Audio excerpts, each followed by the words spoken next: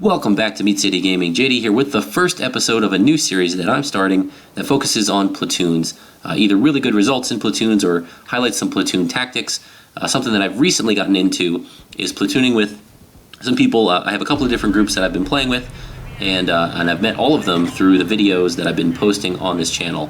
And I gotta say, it's really improved my World of Tanks experience. Almost exclusively up until a month or two ago, almost every single battle that I've played in World of Tanks has been solo, and while that's fine and it's a lot of fun, the strategies and things that open up to you when you're working with at least one other person in a dedicated group that's communicating, it just makes the game so much richer and gives you so many more options, and really can highlight the strengths of tanks if you're working together, and improve your ability to change the outcome of games. So I'd like to start a video series dedicated to the platoons and the platoon tactics and their results. And for now, my working title is going to be Toon Up, of course spelled T-O-O-N for the platoons, but I am open to suggestions in terms of other suggested titles that you guys may have for this series.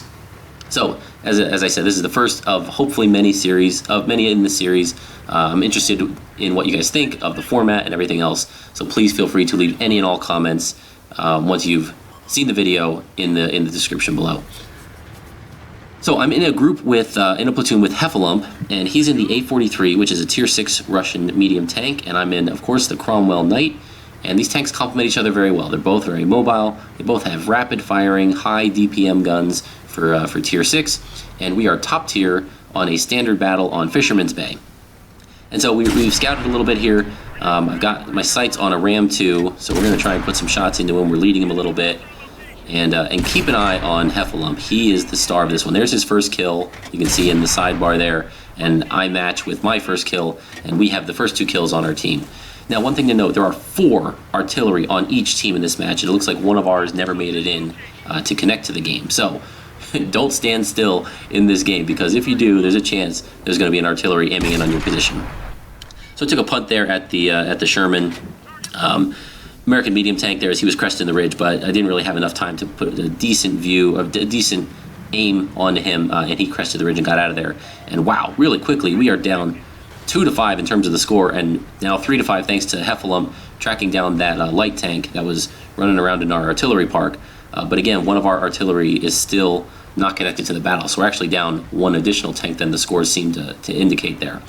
And so I had a couple of tanks shooting at me, and you noticed as I was driving away from them, I was swerving.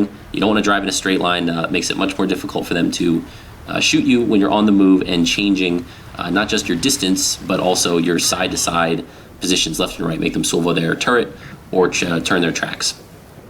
So it's now it's 5-6. We've gotten it a little bit closer. I have my sights on this Russian artillery piece. He's making a run for it. I took a punt at him there, missed that shot, but Heffalump did not miss. He puts one in and secures another kill, and now we've pulled things back. They're really close, and this is nice. Cheeto jumps right out in front of me here. Japanese medium tank. I don't know. I guess he was looking there. You can see it, my ally in front of me. Never knew I was there. I had his side, and this gun can very quickly put out 3 or 4 shots that were needed to remove him from the game without taking any damage in return. So we're up to 2 kills, and we have not lost a single point of health, and the scores are tied. So looking really grim there at the beginning of the battle. We were down 2-5, almost 2-6, and we've pulled things back to even now. So we're on the mics communicating, Hef and I, and we're talking about, okay, we know there's a bunch of tanks left on the enemy team in the town. Let's make a run for their artillery. They seem to be separated. We can get in there, eliminate their artillery support, and then we can focus on the remaining heavies.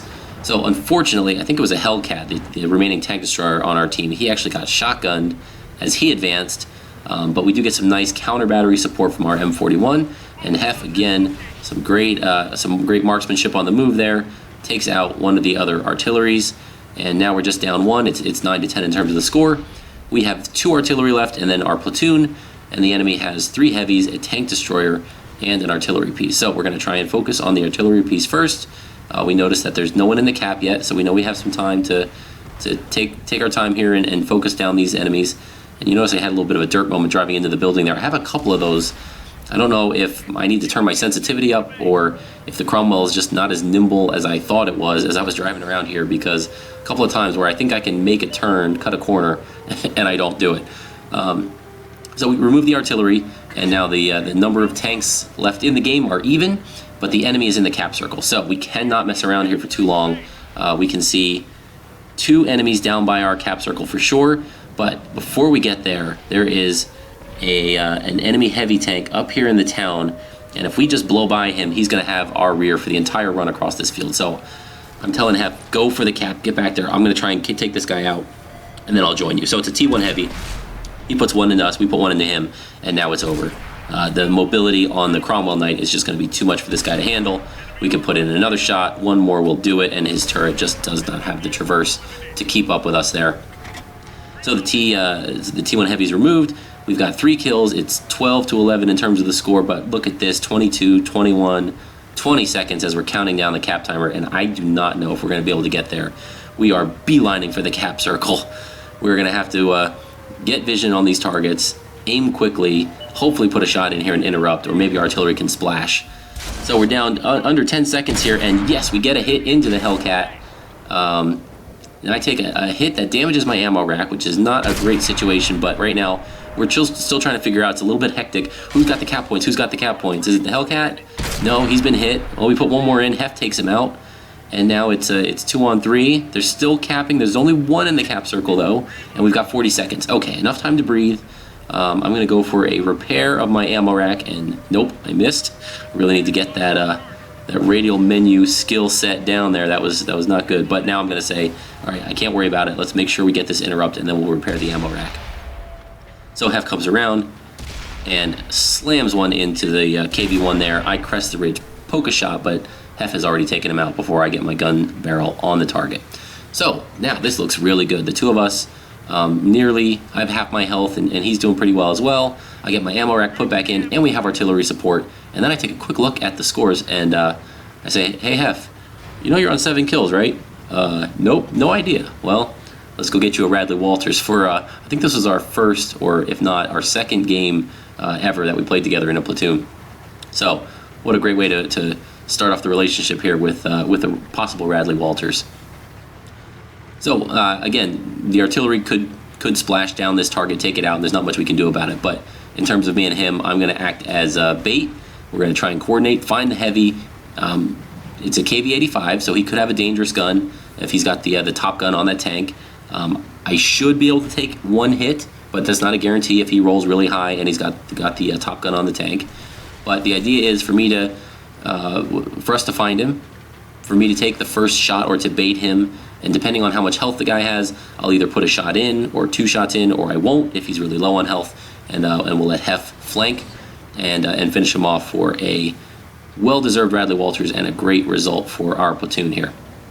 So we're trying to figure out where this guy was the whole time. Where could he have been? We've kind of circled the entire map now once and almost once and a half here. We swept through the town when we engaged that T1 heavy. We'd gone back to our base. We'd been to the enemy base, the enemy artillery park. We'd run through the town. Where is this KV-85? And I'm kind of thinking he had to come back to his base, right? He knew that we were going to come to our base to his base to try to win. So he's got to be back here defending somewhere, right? That's the only thing that makes sense. And then boom, I get lit up. Put a little move on. Where is he? Okay, he's spotted. And he's behind me. He puts 1 in. That was not great awareness by me. But now I know he's looking at me. He's got a lot of health left, so I can definitely put 1 in here to help. So I poke out. We have his side. I bounce. Go for the lower plate. I put 1 in and I say, okay, I'm going to back off. You got him. Let me know if you need help, but otherwise I'm going to stay away from it. And yes, Hef is able to pump a couple more shots in and remove that last enemy from the game.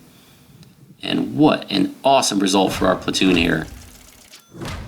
Again, on an individual basis, I had an okay game. Nothing great, nothing to write home about, but 3rd class mastery badge, we did do 1,600 damage. My first, or second, I think, I actually had 1 earlier from another platoon. But my second ever Brothers in Arms medal, which you get for each member of the platoon doing 3 kills and surviving the battle.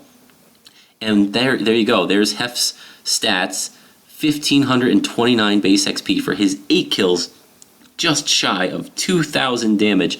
He did a lot of firing on the move there, 32 shots fired, 22 of those direct hits, and of the 22 hits, 20 penetrated. So a nice result. Again, he was moving a lot, so the accuracy on those 10 missed shots is to be expected when you're flying around like that, trying to get shots in without taking hits in return. But 11 of the 15 kills on the team came from our 2-man platoon, 1 shy of a crucial contribution. So that was a lot of fun. It was a great game. You showcased some of the dynamics where, because we were both mobile, we didn't need to be right next to each other, right on top of each other to support. One could advance, one could go back and defend the artillery park, one could take out the T1 while the other guy advanced to defend our base, and the coordination of, hey, are you aware of this? Can you see that? And then again at the end working together to bait the KV-85 and set up the kill for the Radley Walters from my teammate. All really good things that you can do when you're in a platoon and when you're working with somebody in voice communications or other close communications. So hopefully you guys enjoyed that. Hopefully it's a series that I can put some more videos out on as I have more of these platoon battles. And if you did, like, subscribe, and feel free to leave a comment telling me what you think of the potential series here. Thanks for joining me. See ya.